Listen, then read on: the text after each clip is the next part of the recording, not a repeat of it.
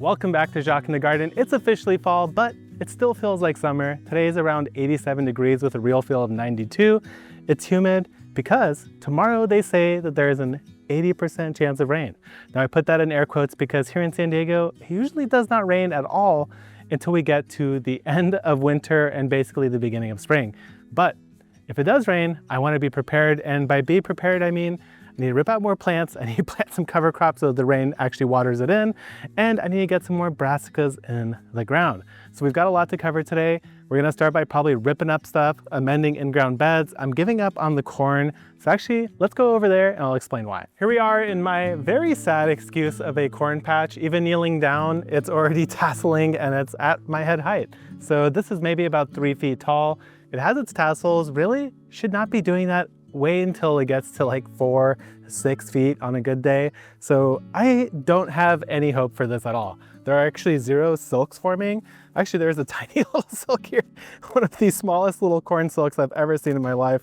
And let me just show you this. So this is what we're working with here. Here's the silk. And just use your imagination here, but I can tell you right now that this is not going to turn into a serious ear of corn. This will be a very sad, pathetic little guy. Now, if this was the summer season, I'd actually be okay with taking a couple sad little ears of corn, but it's the end of summer, it's fall now, and there's no chance it's getting any bigger. And with the cooler weather coming in, I doubt this will even properly mature. So I did take the gamble to plant it. I don't really feel too bad because I didn't have anything to put here anyway, so at least I had something growing. But now it's time to remove it, and we're going to refresh this bed. We're also going to remove that squash there. Now, technically, this has been a no-dig bed throughout its entire existence. So now every single plant is gonna get its full roots and all. So the other thing I'm doing here is I'm going to be taking a bucket like this. I'm going to be cutting all the roots with that dirty, contaminated soil and dropping them into the bucket here. Then this bucket's gonna go directly into my municipal yard waste. I don't wanna spread this in my compost. Now, of course, if I get the compost hot enough, I should kill everything just fine, but I'm not going to really take any more chances at this point. This was such a bummer because of the root knot nematodes this year that I'm just over it. I'm just going full hog. I'm fighting this and we're going to win. And hopefully at the end of next year, I will have the confidence to tell you we have a solution and everyone at home can follow this and never have this sort of issue again. So we're gonna save the plant matter because that's gonna go to the compost, might as well. So let's go ahead and get the rest of this cleared up. Earlier I mentioned that this is a no-dig bed, and what I mean by that is when I first established it, I literally just laid down cardboard, piled compost on top, planted into it, and away we went. Since then, I haven't really done anything to invert or disturb the soil in any way, but I also have to admit that this is one of my lowest performing beds in the garden, even though it is quite large and it gets plenty of sun throughout most of the year. So in this case, what I'm going to do is we're going to remove all of this straw. Then we're going to roughen up the soil, spread a bunch of crab meal, which I've mentioned is something I'm doing to help defeat the root knot nematodes. Now this bed, I don't plan on cover cropping. I haven't had any severe issues in this bed, just that it hasn't performed that well. So we're just going to loosen it up, refresh it with compost, and then we're going to remulch it entirely.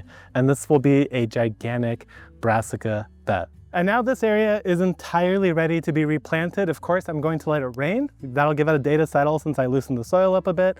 And then after the rains, immediately then, I will be planting this out with beautiful brassicas. So now, let's go rip out some more garden because there's plenty more to remove. And it actually brings us to my big Florida weave patch. I've decided that this year, I want to grow garlic in this bed. I have never done it before. It is prime, sunny area that the garlic should be able to thrive in. So what we have here are the last couple harvests. I've got one of the Harvest Moon tomatoes here, absolute beauty. I've got a couple red ones behind me, and then a very, very small lemon boy right over here. And also a tomato over here, I think this is Big Beef Plus, that is starting to blush. So we'll go ahead and harvest it green, leave it inside, and it should ripen in no time. So basically what we're going to do now is remove all these tomatoes, the T-post, and then this area is getting a cover crop. So here's the last of the harvest, including the big Harvest Moon.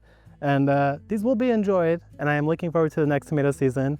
We still have that last hurrah bed where I planted 3 tomatoes back there, so we'll see what we get, but these guys, it's time to go. The nice thing about using natural twine is I could just simply cut them down right at the T-post level and haul the whole thing to either a compost or a green bin. After that, I just pull the T-post, and then I went back through and pulled each of the root balls because we have to do a nematode check. And here, we've definitely got some severe nematode damage. So that was the Harvest Moon variety. I mean, look at these bad old clusters. So that right there, definitely nematode. Here's what we learned, guys. Basically, every single one of those tomatoes had root knot nematode in them, which sucks for a variety of reasons. I skipped growing tomatoes in this exact patch the entirety of last year for the express purpose of rotation. I also grew a mustard cover crop with the express purpose of killing all the nematodes in here, but I think I started that too late and I didn't properly till it into the soil. I simply chopped it, dropped it on the surface, buried it with some fresh compost and hoped that that would do the trick. But I think I really actually need to deeply incorporate it into the soil, which means that I will very likely be tilling it in. Now, at this point, I am way too hot, so we'll pick this back up tomorrow morning, hopefully before it begins to rain. We've got a long day ahead of us for part 2 of our garden refresh, and that brings us to today's sponsor, Mudwater. Now, you saw me talk about the original Mudwater, but today we're gonna talk a little bit about their matcha. And in case you don't know, Mudwater to me is the perfect alternative to coffee. It basically gives you as much energy as you need in the moment without any of the crazy jitters that you might get from a little bit too much caffeine. The original Mudwater is made with cacao, chai, and a functional mushroom blend, but now the matcha one is similar. It's got a matcha chai with the same functional mushrooms that you know and love. The great thing about the matcha version is that it has a little bit more caffeine at 55 milligrams versus 35 in the Mudwater. Now, both of these are going to have substantially less than any cup of coffee you have, but they still give you plenty of kick thanks to the wonderful blends of mushrooms that they have. Both are USDA organic, have 0 added sugar, and are actually quite delicious on their own. Just add a tablespoon of your Mudwater of choice, pour some hot water over it, and give it a whirl, and you will benefit from the energy that the cordyceps help provide,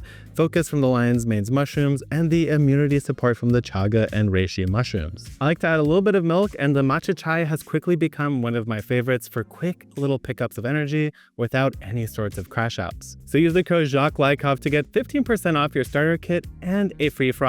And thank you to Mudwater for sponsoring this video and for providing the energy for me to finish this garden rebuild. Welcome back to day 2 of our big day working in the garden. I guess big 2 days. Today what we're going to do is finish what we started yesterday. So I need to backfill all these massive holes. I did leave them entirely open. Each one of these tomatoes was in a sort of root bag gopher mesh to protect them, which made it very easy to just pull out that whole mass of soil and dispose of that, since that is most likely to contain all the nematodes. Now, one of the other things that really helps with nematode pressure is actually increasing your soil organic matter with things like compost. So directly into these giant gaping holes I've left, I put in some crab shell meal, and then I'm going to be putting in a bunch of that freshly sifted compost. I actually went back and sifted some more this morning. So we're just gonna backfill these holes, try to increase the organic matter content there while also adding in some more crab shell meal. And that hopefully will help defeat the major populations, since they should be centered around where all the roots are. The next thing we're going to do is actually cover crop this whole thing with mustard, even though that is what I did. As I mentioned yesterday, I don't think I did it quite right. And I have just enough time to do it before I could actually plant my garlic. I've decided I'm going to put my garlic in this big bed. I've never grown garlic here before. And so what I want to do is get that mustard going. That should take about 30 to 40 days to grow. So from this point at the beginning of fall, by the end of October, it should be entirely done growing and hopefully chopped into the soil at that point.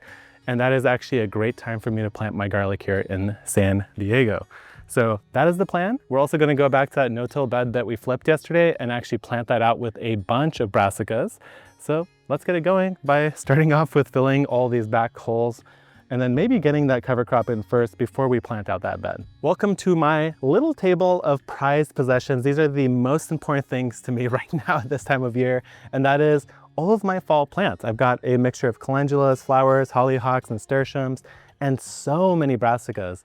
And I am showing you this because we're going to go replant that no-till bed before we deal with planting more mustard cover crop. I also wanted to explain one of my seeding methods here.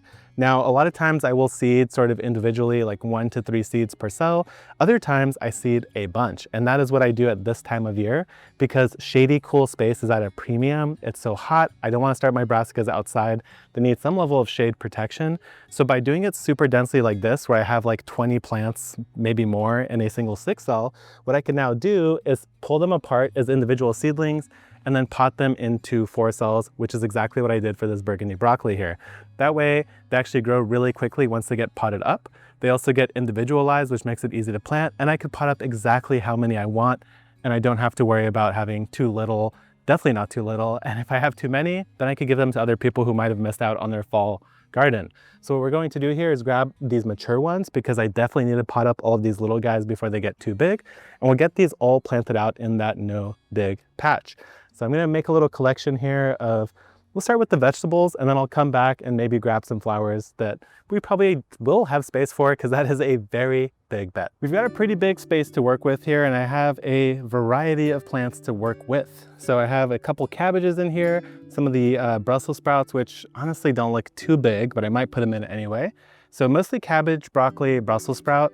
I just realized that I actually don't have any cauliflower growing right now that's actually large, which makes me a little bit nervous, and hopefully the ones that did sprout that I will pot up later today will make it in time, but we do have plenty of broccoli and cabbage. So the way I want to think about it is that as the sun goes from east to west, it will cast shadows this way. Now, if you think about the size of a broccoli plant versus a cabbage, cabbage can get pretty big, but it doesn't really get tall. So my thinking is I'll put cabbage on this outer side closer to the fence.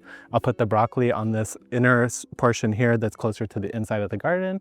That way, as the broccoli gets taller, it won't cast a shadow on the cabbage. And as the cabbage grows, it also will not affect the broccoli.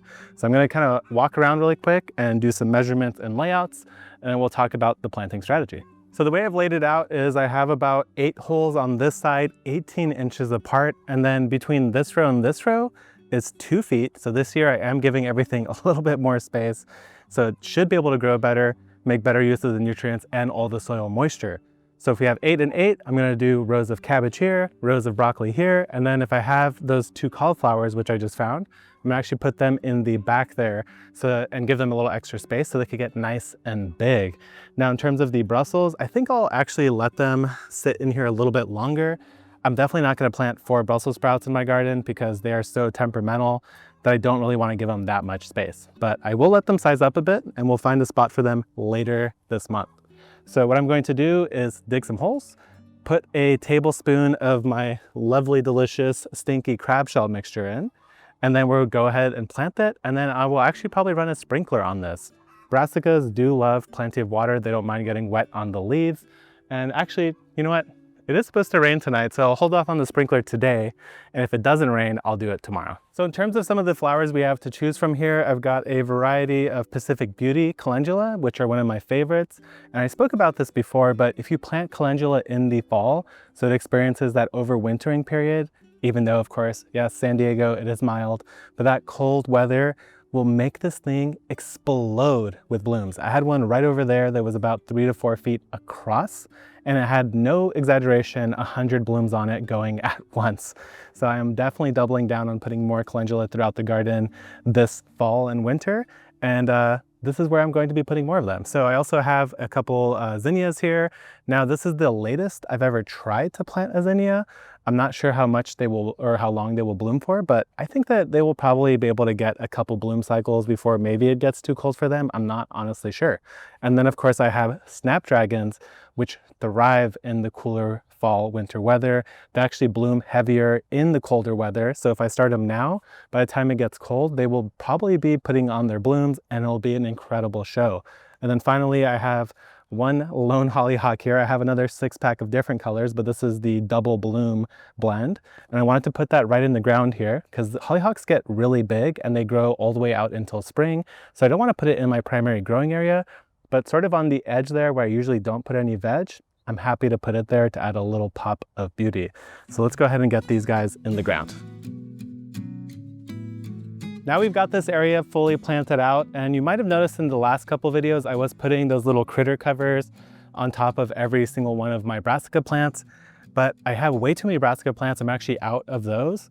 So I have something else in mind. It's basically bird netting. So let me go grab some tools and I'll show you how to do a simple setup to avoid having to spray any sort of pesticides to fight off any of the cabbage loopers and stuff like that.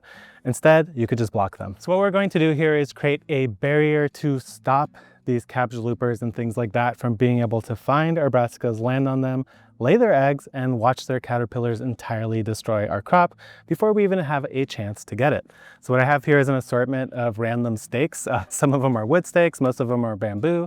What I'm going to do is set up 2 on the front edge, and then I'm gonna put another 2 probably every other plant, and then we'll work our way down to the end before we grab the netting. So this is what the bird netting looks like. It's actually what I have over my chicken coop to stop birds from getting into that area. And the scariest part here is that this is basically like little tiny tourniquets. So if you drag it across your plants, it'll shred them. So I wanna make sure I anchor it really nicely at the beginning here. What I'm going to do is use some staples to put it into the ground up ahead. Then these poles are going to be keeping it up off the plants, and hopefully I have enough width here so that it actually fully covers the area. If not, these poles are all really tall as well, so I could hammer them in a little deeper, but let's just give it a try with what we have right now. So I forgot that this thing is like, I think 10 feet across, so it's very wide. So I actually ended up cutting it first. I'm going to try to drape it over the top and then tie it all down. So there you have it, entirely protected seedlings. Not only is this bird netting going to stop birds, it'll also stop moths and butterflies from laying their eggs on my plants, which will then get entirely devoured by the caterpillars. And I think it'll also actually stop things like raccoons, possums, skunks from digging in this bed. It'll most likely stop most rodents unless they really wanted to get in here. Of course they could, but overall, very cheap, very effective, very easy. I thought I was going to have to tie the netting to each one of these posts, but just using tension and actually landscape staples all around was more than enough. So we've got an entirely protected bed here. We've done a lot of work. I am profusely sweating because the humidity I think is approaching 100% as this tropical storm moves in. So I'm gonna go get that cover crop in the ground. You guys have seen me do that plenty of times. So thank you guys for watching. And I think in maybe the next video or one after, I'm gonna go around and show you guys an update of all the different projects of things I've ripped out, all the new plants that I've put in, so you guys could get a sense of how they grow and what they look like over a couple week time period. But thank you guys for watching. I'll see you guys next time, and good luck in the garden.